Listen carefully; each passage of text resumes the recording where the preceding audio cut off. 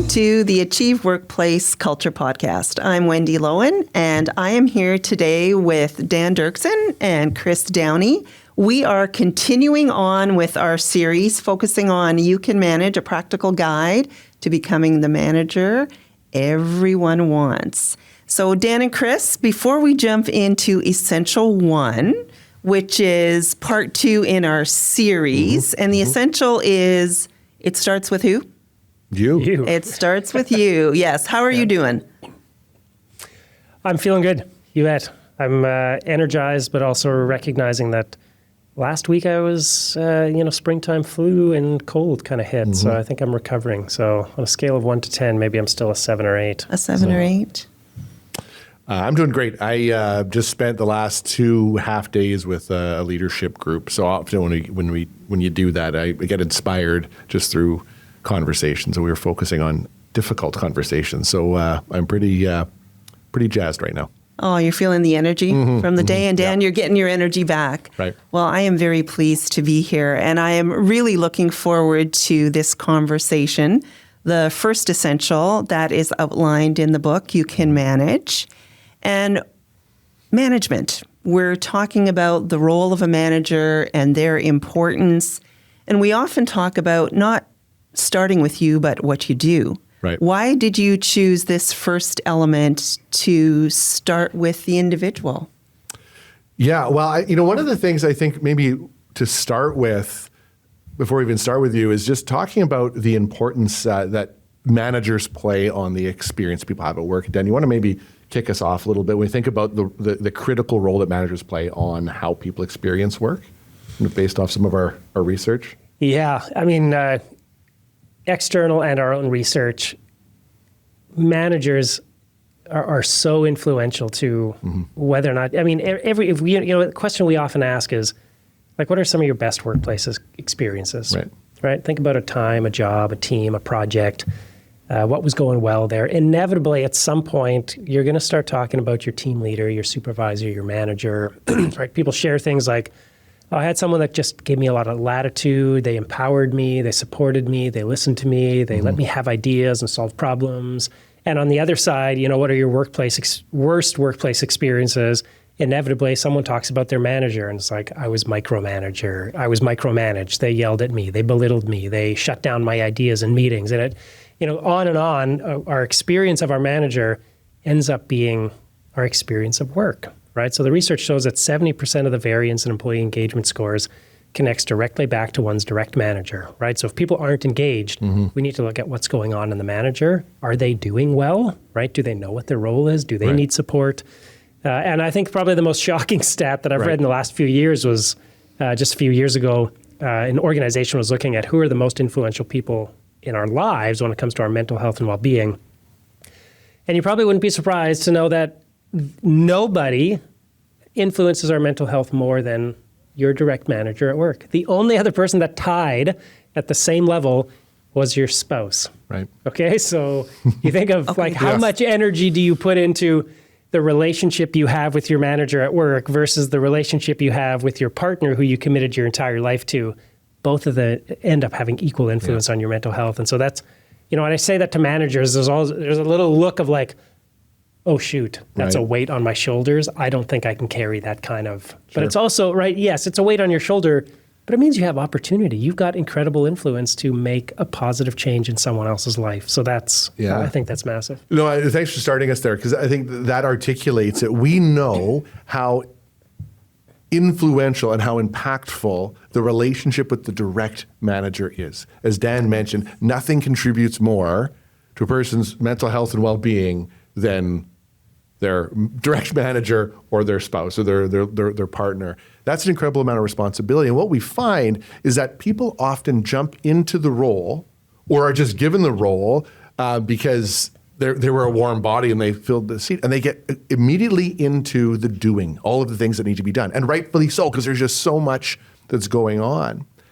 And unfortunately, what happens when that's the case is if we aren't thinking about how we go about doing the work that we do, then we run the risk of doing things that unintentionally can be actually damaging, even harmful for the individuals that we're responsible for. So we start with this idea of starting with you first because we want to be grounded in how we want to be as managers. For me, on a personal level, I was 10 years into my leadership career, my management career, before someone actually asked me, what kind of manager do you want to be? And when I reflected on that, I came up with some pretty, I'd say, inspiring answers. And then when I started to look at how I was operating, it ran opposite. No wonder I wasn't doing great, nor were the people I was responsible for. So what we really want to focus on is, we look at this idea, starting with you, as how you grow up as a leader, right? So we think about that as vertical leadership development. As Dan mentioned in our previous cast, your ways of being, right? How do you want to be? How do you want to show up? What's your mindset as a leader? So as you develop your skills horizontally, the things that you need to do, they're grounded in your ways of being. Yeah, and in the book you talk about the ways of being and the ways of doing. Is that what you're referring to with those two? Yeah, the ways of being, you continue to grow as a leader in how you want to be. That's not just something you just start and leave it there. That's a constant. How do you want to be? Because that grounds you in how you show up when you do the things that you need to do. So what are some of the things that you talk about when you're focusing on yourself? I'm a manager, I'm listening to this, and I know what I'm responsible to do, the tactical, the operational things.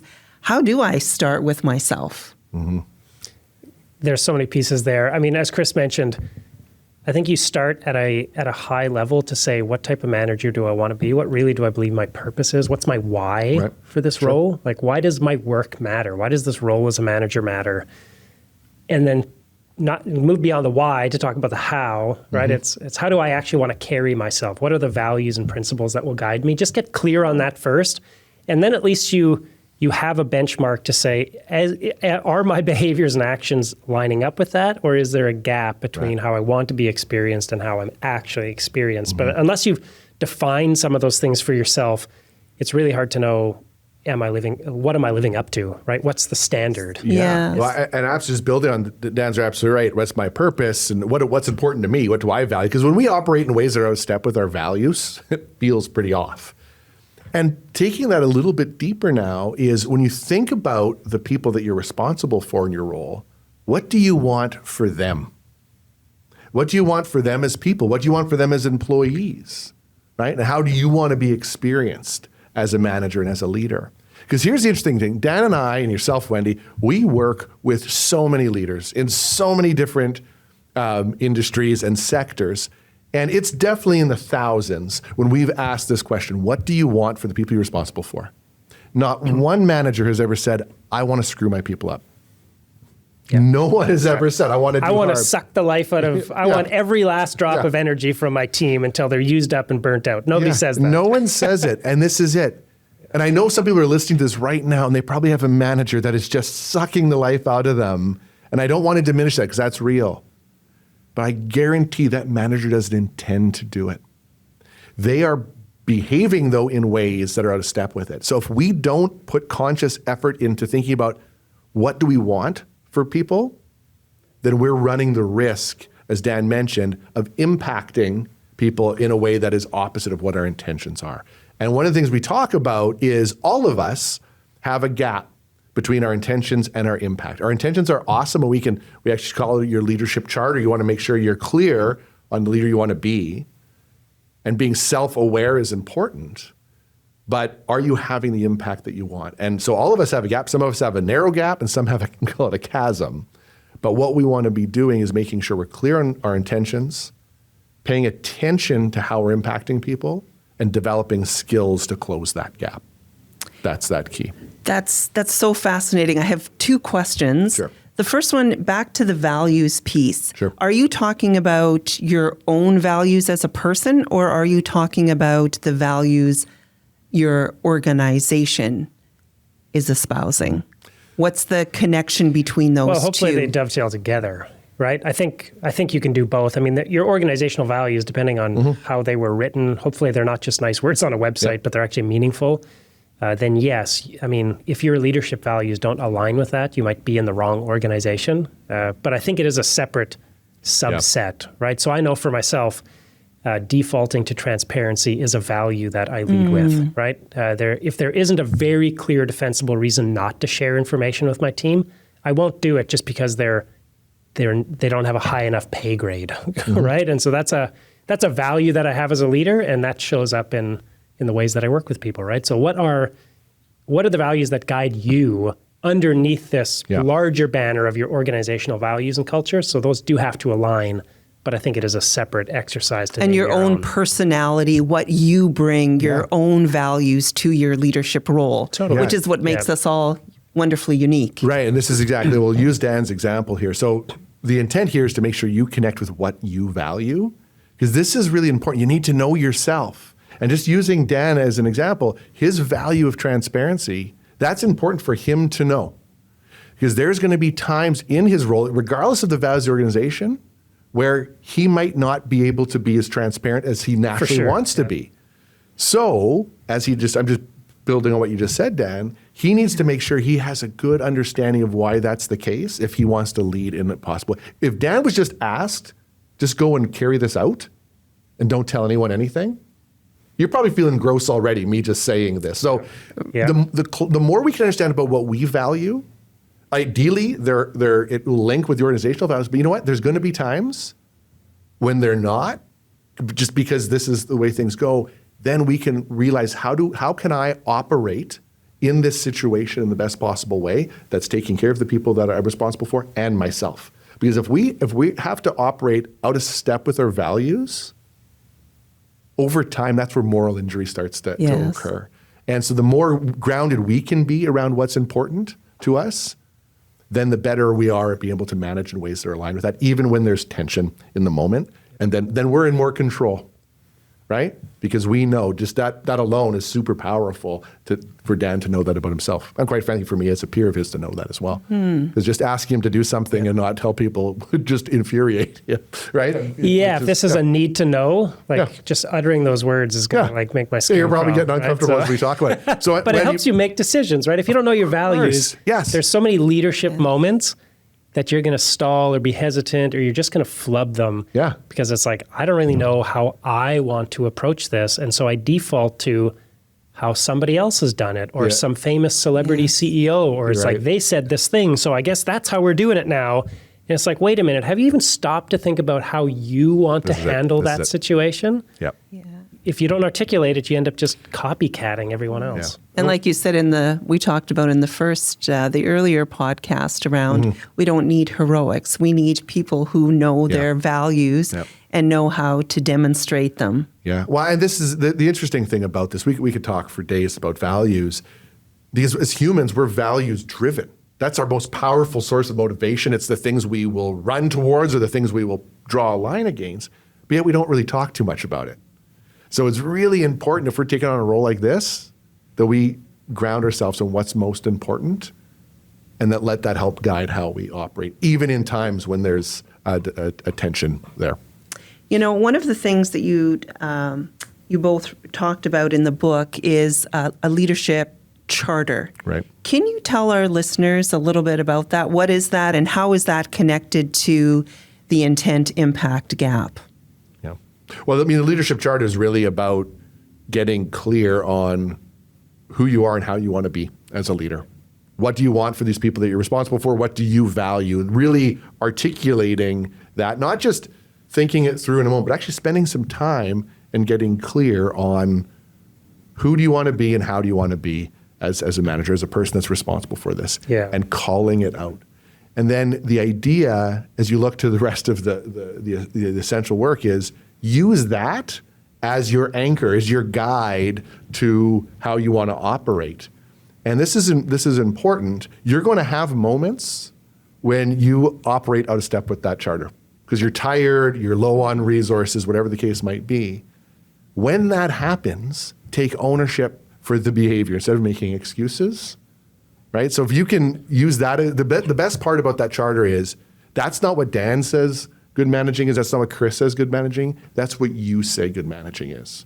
And hold yourself accountable to that. Nothing's more powerful than your own values and what you say is most important. right? Hold yourself accountable. So the leadership charter it's a very straightforward set of questions to help you get clear on how you want to be and how you want to show up as a manager. Yeah, you set the standard for yourself, and then you know where you need to get feedback to close your blind spots. Yeah. It's like, this is how I want to show up. Yeah. All right, well, I guess I need to ask my team if I'm doing that. Yeah, that's right. Yeah. Right? Yeah. So it's like, I know this is my North Star. How do I get truthful, real insight? I had a leader once ask me, what's it like to be on the other side of me? And I thought that was such a powerful question. If you can create a safe enough space and a trusting enough relationship where the people on your team could honestly answer that, you're going to get a wealth of information. What's it like to be on the other side of me? Right? I think that the higher up you go in the org chart in an organization, the bigger your blind spots tend to be, because it's harder for people to tell you the unvarnished truth. Yeah. And so you've got a little bit more work, and we're going to talk about that in our next essential of how do you create the relational strength to get there for people to really give you honest feedback. Yeah, and I think how do you connect this to the intent impact gap is being self-aware is great. That's an awesome skill. And our intentions are wonderful, right? There's all sorts of sayings about the road is paved with positive intentions. But what we really need to be paying attention to are what are the cues day to day that are giving me the signs that I'm having the impact that I want or not. And I think we had special guest on this podcast quite some time ago, Jeff Coulard, calls it being other aware. What are the indicators out there? And there's many of them. There's feedback, but there's also other indicators. Am I having the impact that I want? So the charter is about getting clear on how you want to show up. And then what you want to be able to do is then look out around you to see if there's signs that you're being experienced the way that you want to be. Thank you. That's a great summary. Know your values, hold yourself to accountability, think about your charter. How do you want to be perceived? What's it like to be on the other side of me as a takeaway for our listeners to think about? And I want to turn it back over to the both of you. What, in terms of our listeners, thinking about starting with themselves, if they do one thing after listening to this episode, where would you direct them? Honestly, the first thing I would say self-care. Take care of yourself. If you're a manager, how you show up influences everyone else. So if you're not engaged, chances are your team is not engaged. If you're burning out, chances are your team is also not getting the support they need, and they might be burning out, right? So disengaged managers create disengaged team. And so I think it's our responsibility to take self-care seriously. If you know you're not doing well as a manager, you need to learn to advocate for yourself, talk about what you need, and make sure you get that, because it matters not just for you, but for everyone else. Right. So that scorecard you talked about in the previous episode, that also holds true for ourselves. Absolutely. 100%. Yep. Chris? I agree with Dan 100%. It is a responsibility. It's actually an ethical one that we have, because we just started this off at the beginning of the cast. Dan, you talked about how important the role managers are and the impact they have on our mental health and well-being. And if we show up and we're not doing okay, odds are we're going to create conditions where people aren't doing okay. Thank you both. And thank you to our listeners for joining us. Wish you well as you seek to focus on yourself and to live your values in your management role. We'll look forward to you joining us in our next episode, where we talk about building the team. Thank you for joining us on this podcast series. If you are looking for additional support and resources, please reach out to us. Check out our website, achievecenter.com.